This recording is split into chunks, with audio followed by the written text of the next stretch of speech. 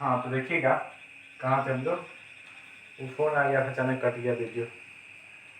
देखिए तो सबसे पहले क्या है, लंग्स से पल्मोनरी वेन्स होते हुए कहाँ आएगा, लेफ्ट एट्रियम में आएगा। कौन सा ब्लड आएगा, लंग्स से आ रहा है तो ऑक्सीजनेटेड ब्लड आएगा, कोई दिक्कत नहीं। जिस टाइम लेफ्ट एट्रियम में ब्लड आ रहा होगा लंग्स से, उसी टाइम एक इंफीरियर वेना कावा, दूसरा सुपीरियर वेना कावा, दो है। तो इंफीरियर वेना कावा से ये नीचे है, तो मिडिल हमारा जो बॉडी है वो हार्ट से नीचे का पार्ट का जो इम्प्योर ब्लड होगा। इम्प्योर ब्लड मतलब क्या होगा, ब्लड कोई प्योर इम्प्योर नहीं होता है। इम्प्योर मतलब उसमें कार्बन डाइऑक्साइड ज्यादा होगा, उसको इम्प्योर ब्लड बोलेंगे। मतलब यहाँ से देखिए, यहाँ से ब्लड आया सबसे पहले प्योर वाला, हार्ट में गया, हार्ट से यहाँ आएगा, यहाँ से पूरे बॉडी में गया होगा, पूरे बॉडी में गया होगा तो ऑक्सीजन वहाँ पे ऑक्सीजन भी गया होगा, ब्रेक हुआ होगा तो कार्बन डाइऑक्साइड जनरेट हो गया होगा। अब पूरा कार्बन डाइऑक्साइड जब फॉर्मेशन हो गया तो वो क्या होगा, जो हमारा हार्ट से नीचे वाला पोर्शन जो है, मिडिल वाला पोर्शन और लोअर वाला पोर्शन, उससे जो इम्प्योर ब्लड मतलब डीऑक्सीजनेटेड ब्लड, इम्प्योर ब्लड कहने का मतलब डीऑक्सीजनेटेड ब्लड पूरे बॉडी से ट्रैवल होते हुए कहाँ आएगा, इंफीरियर वेना कावा से कहाँ आएगा, राइट एट्रियम में आएगा। और जो हार्ट से ऊपर वाला पोर्शन का जो इम्प्योर ब्लड होगा, इम्प्योर मतलब डीऑक्सीजनेटेड ब्लड जो होगा, वो सुपीरियर वेना कावा से कहाँ आएगा, राइट एट्रियम में आएगा। तो सेम टाइम में, उसी टाइम में जिस time oxygenated blood pulmonary vein से होते हुए लंग से कहाँ आएगा, लेफ्ट एट्रियम में आएगा, उसी टाइम पूरे बॉडी से इंफीरियर और सुपीरियर वेना कावा के थ्रू डीऑक्सीजनेटेड ब्लड सबसे पहले कहाँ आएगा, राइट एट्रियम में आया। दोनों में आया, कोई दिक्कत नहीं। अब देखिए ये वाला जो पोर्शन देख रहे हैं छोटा सा, ये वाला दिखाई दे रहा है, ये वाला, ये दो वाल्व है, इसको बोलते हैं ये ट्राइक्यू स्पीड वाल्व। क्या बोलते हैं इसको, ट्राइक्यू स्पीड। दिस इज ट्राइक्यू स्पीड और दिस इज बाइक्यू स्पीड। दो वाल्व होते हैं, दो नहीं एक्चुअली चार वाल्व होते हैं, बताते हैं क्या है, गौर करना है। This is tricuspid, this is bicuspid, दो वाल्व से, इसको मिट्रल भी बोलते हैं दूसरा नाम। तो देखिए ये वाला क्या होगा, ब्लड आएगा, इसमें ब्लड फिल होना स्टार्ट हुआ किसमें, राइट एट्रियम में। सेम इसके थ्रू ब्लड आया, फिल होना स्टार्ट हुआ। दोनों में कोई कनेक्शन है नहीं क्योंकि बीच में क्या है, सेप्टम। अब गौर करना है आपको कि इस दोनों में जैसे ही ये 50 to 60% वॉल्यूम इसका फिल हो जाएगा ब्लड से, जैसे ही भरना शुरू हुआ। एक्चुअली ये पूरा साइकिल जो है हार्ट का, बताते हैं लास्ट में कैसे रिपीट होता है।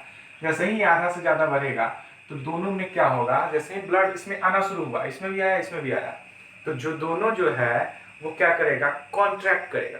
क्या करेगा, कॉन्ट्रैक्ट करेगा। आ रहा समझ में, दोनों जैसे ही कॉन्ट्रैक्ट करेगा, हल्का सा सिकुड़ेगा, तो ये जो वाल्व्स है ये टाइप का ढक्कन है, इस पर प्रेशर पड़ेगा, हल्का प्रेशर पड़ेगा, ये क्या होगा, ओपन। यहाँ से क्या होगा, ओपन। देखिए जैसे ही आया ब्लड फिलअप होना स्टार्ट हुआ, जैसे ही भरा, थोड़ा सा वॉल्यूम बढ़ा ब्लड का, तो ये वाल्व है बंद है। अब जैसे ही हल्का सा भरा तो क्या होगा, ये हल्का कॉन्ट्रैक्ट करेगा, हल्का क्या करेगा, कॉन्ट्रैक्ट करेगा, हल्का कॉन्ट्रैक्ट करेगा। तो पहले तो दो चीज होता है, एक होता है डायस्टोल, एक होता है सिस्टोल, एक होता है डायस्टोल, एक होता है सिस्टोल।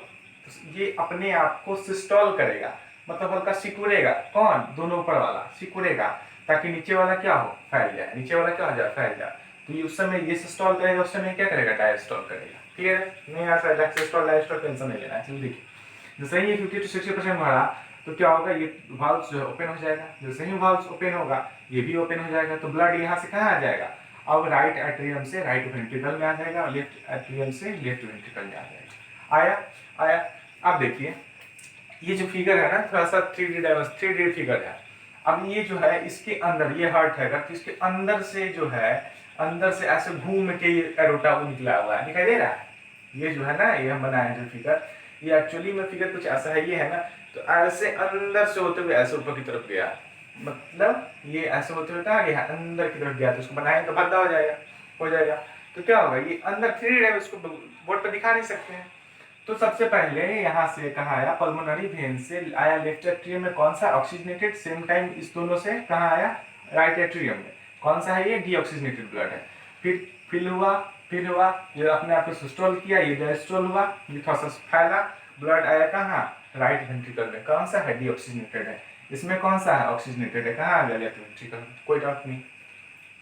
अब देखिएगा यहाँ से ये वाला पे, यहाँ पे एक और भाग होता है, यहाँ पे एक और भाग होता है, इसको बोलते हैं एरोटिक भाल्व। क्या बोलते हैं, एरोटिक भाल्व। नहीं चल रहा है, क्या बोलते हैं उसको, एरोटिक वाल्व्स बोलते हैं, एरोटिक वाल्व्स बोलते हैं। ओके, और यहाँ पे भी एक वाल्व होता है, उसको बोलते हैं पल्मोनरी, पल्मोनरी वाल्व्स,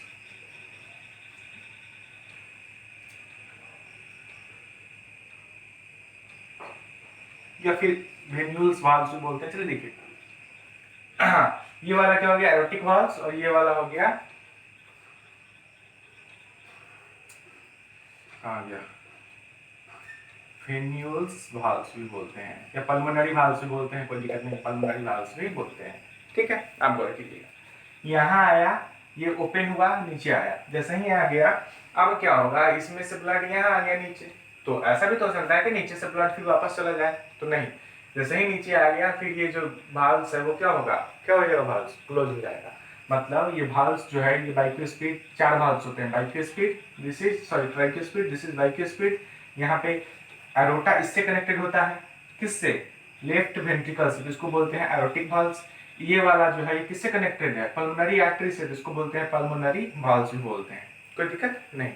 तो देखिए, यहां से यहां आया, यहां से फिर कहां गया, यहां आया, ब्लड वापस उल्टे डायरेक्शन में न चले जाए, उसको कौन बचाएगा, कौन रोकेगा, कौन प्रिवेंट करेगा कि ब्लड वापस न चले जाए, तो दिस इज व्हाट, वाल्व्स।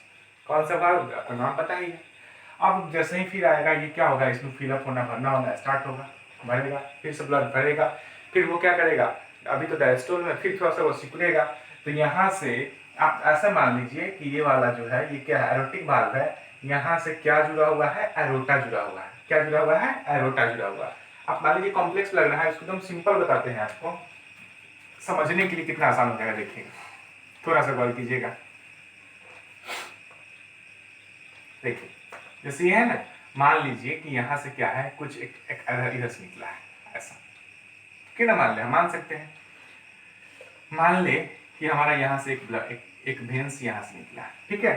देखिए, तो यहाँ से क्या है, इसमें पूरा फिल किया, फिर यहाँ पे क्या हुआ, प्रेशर डाला, ये ओपन हुआ, ओपन होने के बाद ब्लड यहाँ आया, फिर ये भरना स्टार्ट होगा, यहाँ पे जो वाल्व होगा, कहाँ, ये क्या है, left ventricle, left ventricle, left ventricle, और ये जो कनेक्टेड है, इसको क्या बोलते हैं, एरोटा, क्या बोलते हैं इसको, एरोटा। एरोटा के बीच में जो जंक्शन है, वहां पे जो वाल्व है, उसको बोलते हैं एरोटिक वाल्व्स, क्या बोलते हैं, एरोटिक वाल्व्स। फिर क्या होगा, प्रेशर बढ़ेगा तो एरोटिक वाल्व्स ओपन होगा। अब ये जो ब्लड है, कौन सा ब्लड है, ऑक्सीजनेटेड ब्लड, ये लेफ्ट वेंट्रिकल से कहाँ चला जाएगा, एरोटा में चला जाएगा, और एरोटा से होते हुए मान लीजिए पूरे के पूरे बॉडी में चला गया, कहाँ गया, बॉडी में गया। देखो, राइट वाले पोजीशन में यहाँ से ऑक्सीजनेटेड आया, पल्मोनरी वेन से यहाँ आया, प्रेशर किया, नीचे आया, फिर यहाँ से कहाँ आया, बॉडी में गया, कौन सा है, ऑक्सीजनेटेड ब्लड, पूरे बॉडी में गया, मतलब हर एक सेल में गया, सेल में गया तो फिर क्या होगा, CO2 जनरेट होगा, यहाँ पे CO2 जब जनरेट हो गया तो ब्लड कैसा हो गया, डीऑक्सीजनेटेड हो गया, क्लियर है, कैसा हो गया, डीऑक्सीजनेटेड हो गया, नो डाउट हो गया। और यहाँ से होते हुए कहाँ जाएगा, कुछ इसके थ्रू, ये इम्प्योर हो गया, डीऑक्सीजनेटेड इम्प्योर, तो इंफीरियर के थ्रू कहाँ जाएगा, राइट एट्रियम में, फिर कुछ ऐसा होते हुए कहाँ चला गया, अपर वाला पोर्शन, सुपीरियर से थ्रू कहाँ जाएगा, राइट एट्रियम में आ गया, आ गया, आ गया तो आ गया, क्या दिक्कत है। अब यहाँ से जो आया था, ये अभी जो आया है वो कैसा है, इम्प्योर ब्लड है, मतलब डीऑक्सीजनेटेड ब्लड है, यहाँ से भी आया है, कुछ यहाँ से भी आया है, डीऑक्सीजनेटेड ब्लड, फिर यहाँ पे आएगा, बढ़ेगा, प्रेशर होगा, फिर क्या होगा, ये वाल्व खुलेगा, फिर यहाँ पे आ जाएगा। अब यहाँ से मान लो कि ये वाला जो है, इसको बोलते हैं पल्मोनरी आर्टरी, पल्मोनरी आर्टरी, यहाँ पे जो वाल्व्स होगा उसको क्या बोलेंगे, पल्मोनरी वाल्व्स। फिर ये क्या करेगा, पल्मोनरी आर्टरी डीऑक्सीजनेटेड ब्लड को राइट वेंट्रिकल से कहाँ लेके आ गया, लंग्स में लेके आ गया, लंग्स में लेके आ गया, कोई दिक्कत नहीं, लंग्स में लेके आ गया, लंग्स में लेके आया, तो लंग्स में लाया, कैसा लाया है, डीऑक्सीजनेटेड है, फिर यहाँ पे वो डीऑक्सीजनेटेड कहाँ चला जाएगा, फिर बाहर हम लोग एक्सहेलेशन करेंगे, सांस क्या होगा, बाहर चला जाएगा, फिर से हम नया सांस, नया मतलब इनहेलेशन करेंगे एयर का, फिर ऑक्सीजनेटेड ब्लड कहाँ जाएगा, फिर कहाँ आ जाएगा, यहाँ से कहाँ आ जाएगा, इसको हटा दो, मान लो कि ये हमारा ऐसा है, यही तो है हमारा पूरा पूरा लंग्स, आया समझ में। फिर से करो, जो 5 मिनट में शॉर्ट रिवीजन। देखिए, सबसे पहले होगा क्या, ये हमारा मान लेना है,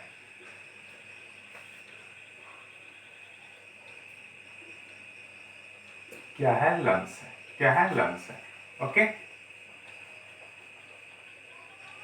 यहाँ पे मानो दिस इज लंग्स, ओके।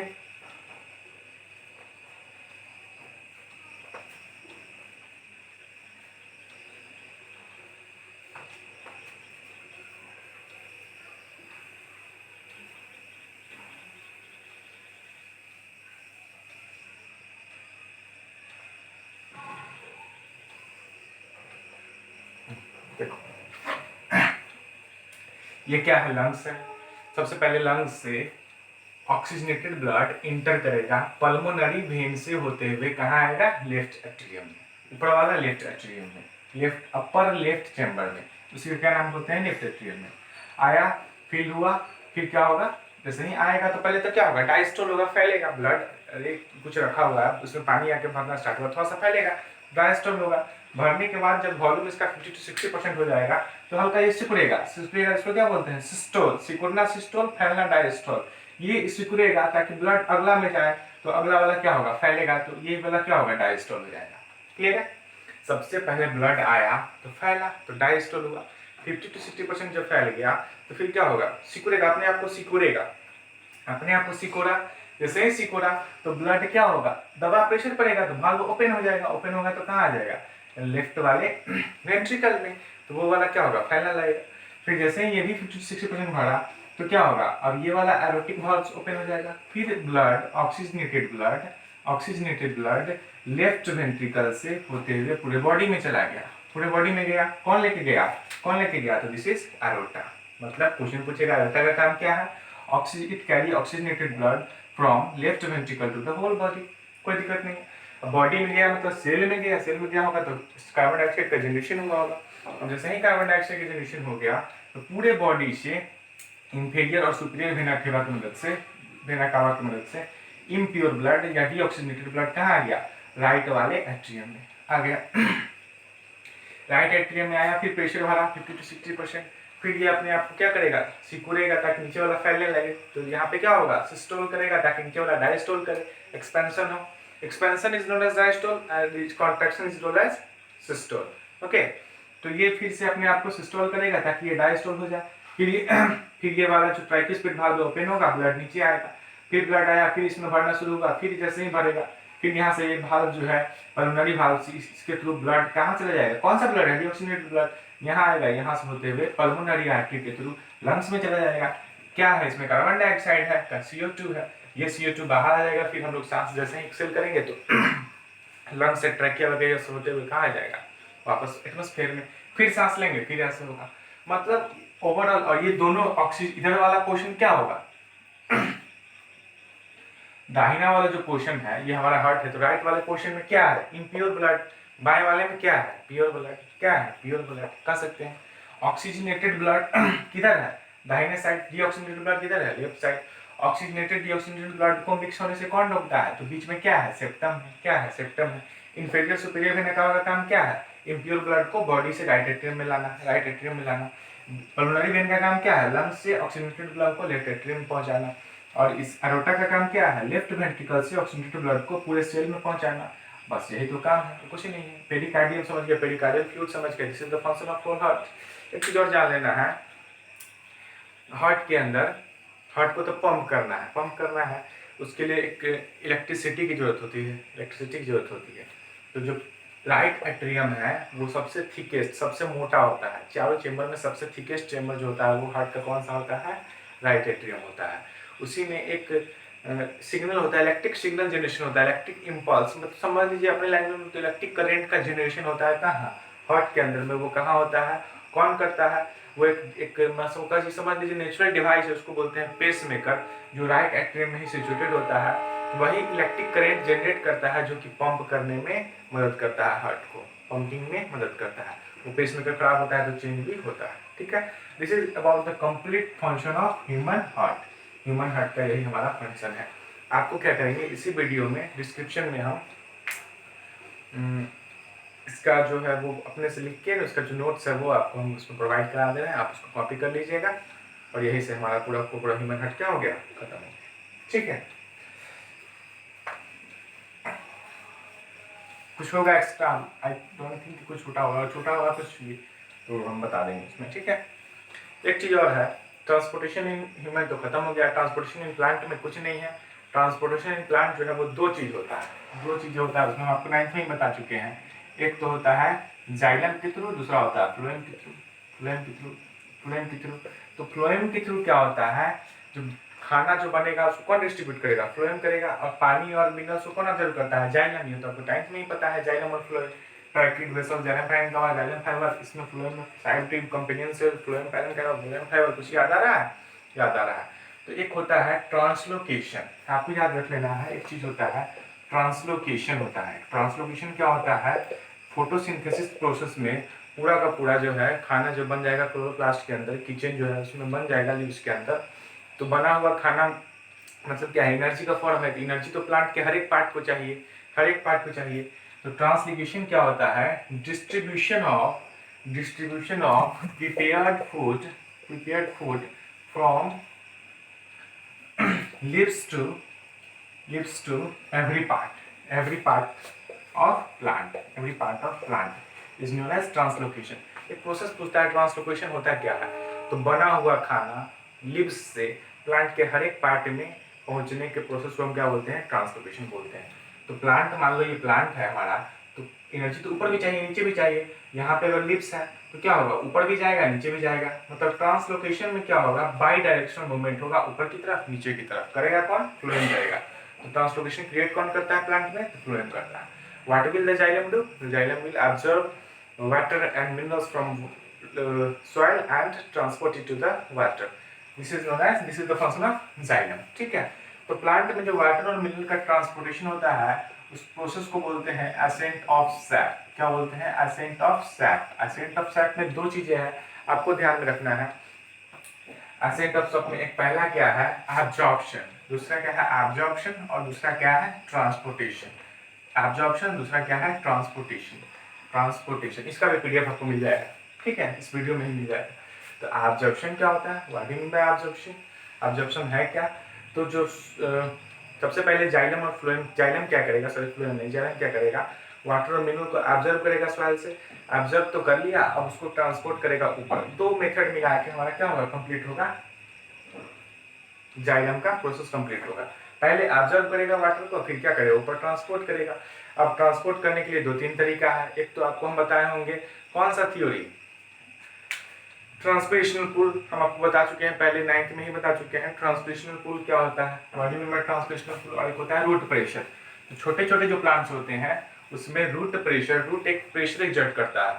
देखो पानी को ऊपर जाना है तो अगेंस्ट द ग्रेविटी वर्क करना है। तो अगेंस्ट द ग्रेविटी क्या है? बहुत डिफिकल्ट है जाना।